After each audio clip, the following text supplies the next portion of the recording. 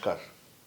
আজ এই বয়সে এসে বুঝি দুর্গাপূজা কেবলমাত্র এক দশভুজা দেবীর পূজা নয়। এই মানব জীবনে, এই বিশ্ব পৃথিবীতে, এই প্রকৃতিতে যা কিছু শ্রেয়, যা কিছু প্রিয়, যা কিছু কাম্য, সবের যদি সমাহার এক শক্তির মধ্যে ঘটে, সেই শক্তির পূজা এই দুর্গাপূজা। সেই জন্যই এর অপর নাম মহাপূজা। এই মহাপূজারও সবচেয়ে গুরুত্বপূর্ণ দিনটি হচ্ছে অষ্টমী, কারণ সেই দিন আমরা শক্তির আরাধনা করি। এই মানব জীবনে যা কিছু সবচেয়ে বড় কাম্য, তার মধ্যে শক্তি অন্যতম, কারণ শক্তি ছাড়া সবই বৃথা, কিছুই পাওয়া যায় না। ছোটবেলায় ভাবতাম যে সত্যিই বুঝি অষ্টমীর দিন কালী বলে একজন চার হাতের দেবী দুর্গার দুই ভ্রুর মাঝখান থেকে জন্ম নিয়ে চণ্ড মুণ্ড নামে দুই বীভৎস ভয়ঙ্কর অসুরকে নিধন করে এবং তারপর রক্তবীজ নামে আরও এক ভয়ঙ্কর অসুরকে নিধন করে, যে রক্তবীজের এক ফোঁটা রক্ত মাটিতে পড়লেই তার থেকে জন্ম নিত হাজার হাজার অসুর আরও। আজকে এসে বুঝি চণ্ড মুণ্ড আসলে আমাদের ষড়রিপুরই নামান্তর। কাম, ক্রোধ, লোভ, মোহ, মদ, মাৎসর্য এইসবই চণ্ডমুণ্ডর রূপ নিয়েছে, যাকে বিনাশ করাই মানব জীবনের ধর্ম। তাই আমরা পূজা করি সেই শক্তির, যে এইসব ষড়রিপু, এইসব অন্যায়, এইসব অত্যাচার, এইসবকে নিধন করতে পারে। আর রক্তবীজের কথা ভুলে যান ছোটবেলায় পড়া সেই ভয়াবহ চেহারার অসুর। আমরা সবাই জানি পাপ যেখানে ভূমি স্পর্শ করে, সে জন্ম দেয় নিমেষে আরও হাজার হাজার পাপের, আরও হাজার হাজার পাপীর।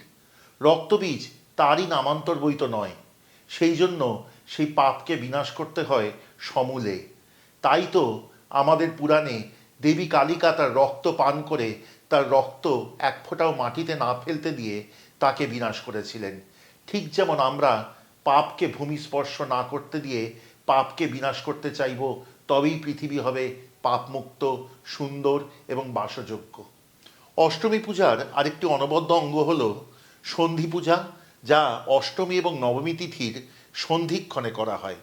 সেখানে মাকে নিবেদন করা হয় 108টি পদ্ম এবং জ্বালানো হয় 108 প্রদীপ।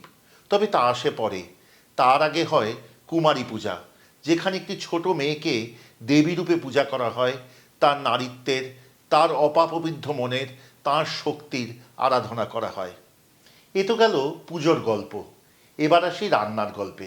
আজকের যে রান্নাটি, তা করা হয় মূলত সুগন্ধি চাল দিয়ে। কিন্তু কেমন হয় যদি চালের বদলে তাই করি সিমাই দিয়ে? আজকে করব এমন একটি রান্না যা আমিষ যারা ভালোবাসেন তারা যতখানি ভালোবাসবেন, নিরামিষ যারা ভালোবাসেন তারাও ততখানি ভালোবাসবেন। পেঁয়াজ রসুন ছাড়া, বিন্দুমাত্র বাহুল্য বর্জিত, অথচ অপূর্ব সুস্বাদু আজকে শিখব সিমাইয়ের পটল। চলুন শিখি।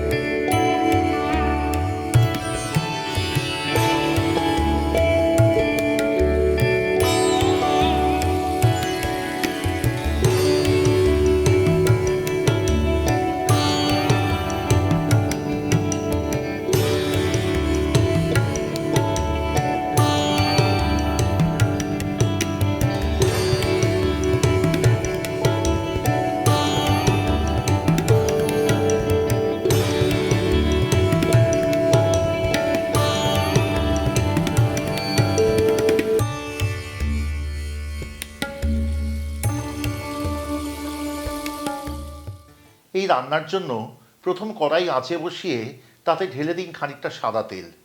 তারপর ভেজে তুলুন শির বের করে রাখা আস্ত পটল, যা ওপরে এবং নিচে আপনি একটু করে চিড়ে নেবেন, যেমনটি আমি দেখাবো। পটল ভাজবার সময় দিয়ে দেবেন নুন আর হলুদ। তারপর যাব মূল রান্নায়। পটলগুলিকে আস্ত রেখে এইভাবে শির বার করে কেটে নেবেন এবং দুই দিক কেটে নিয়ে এইভাবে অল্প করে চিড়ে দেবেন।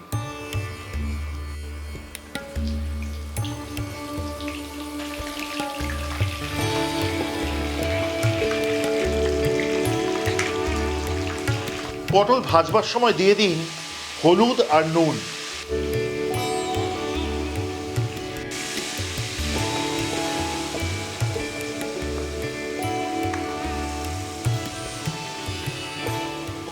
পটল ভাজার সময় এই রান্নার জন্য কিন্তু খেয়াল রাখতে হবে যে পটল নরম হবে, কিন্তু কখনোই পটল ভাজার মতো কড়া ভাজা হবে না।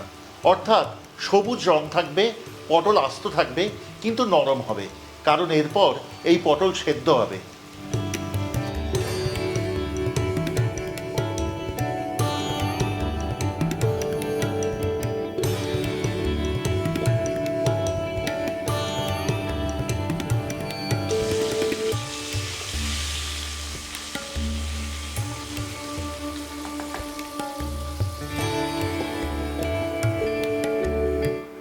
এইবার কড়াইয়ে যে অবশিষ্ট তেল আছে তাতে দিয়ে দিন 1 চামচ ঘি। ঘি গরম হলে তাতে ফোড়ন দেবার পালা। প্রথমে দিন 2-3টি তেজপাতা, তারপর দিন একসাথে ছেঁচে রাখা 3-4টি এলাচ, 4-5টি ফুল ফেলা লবঙ্গ ও ইঞ্চি দেড়েক দারচিনি। গরম মশলার সুগন্ধ বেরোলে এবার তাতে দিয়ে দিন 1 টেবিল চামচ জিরে। জিরের সুগন্ধ বেরিয়েছে, এবার আদা দেবার পালা। আদা বাটা দিয়ে কষাবো ততক্ষণ যতক্ষণ না আদার কাঁচা গন্ধ চলে যায়। দিয়ে দিন 1 চা চামচ আদা।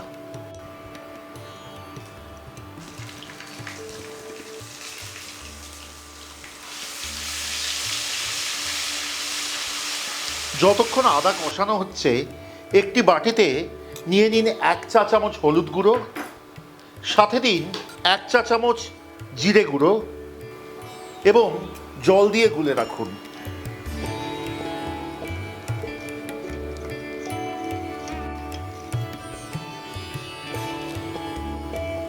আদার কাঁচা গন্ধ চলে গেছে, এবারেতে দিয়ে দিন গুলে রাখা মশলা এবং তেল ছাড়া অবধি কষাতে থাকুন।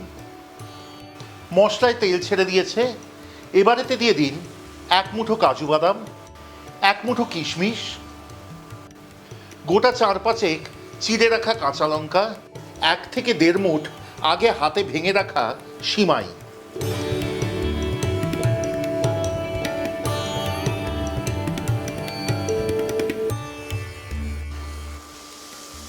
ভালো করে মিশিয়ে কষিয়ে দিন সবটুকু। মিনিট খানেক থেকে মিনিট 1.5 কষিয়ে এই রান্নাটিতে এবার ঢেলে দিন 2 পেয়ালা থেকে 2.5 পেয়ালা পরিমাণ জল। এবার রান্নাটি ফোটবার জন্য অপেক্ষা করুন।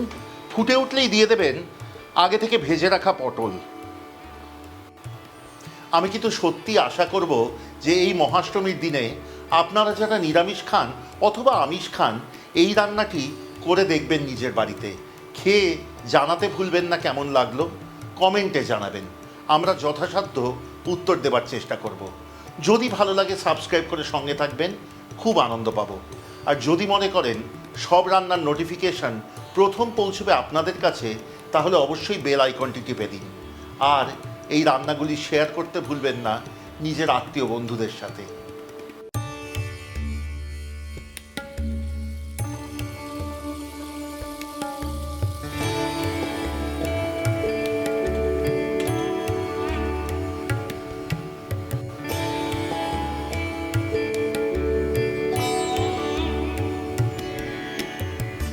এইবার এই রান্নায় দিয়ে দিন 2 থেকে 2.5 টেবিল চামচ চিনি। নিরামিষ রান্না বলে এই রান্নায় হালকা মিষ্টি স্বাদ ভালো লাগে। সাথে নুন দিন স্বাদ অনুসারে। আর দিন 1/2 চামচ পরিমাণ ঘি এবং 1 চা চামচ পরিমাণ গরম মশলার গুঁড়ো। হালকা হাতে রান্নাটুকু নাড়িয়ে নামিয়ে নিন। প্রস্তুত আপনার সিমাইয়ের পটল। এই রান্নাটি কিন্তু ভাত, রুটি, লুচি, পরোটা, পোলাও সব কিছুর সাথেই সমান ভালো লাগে।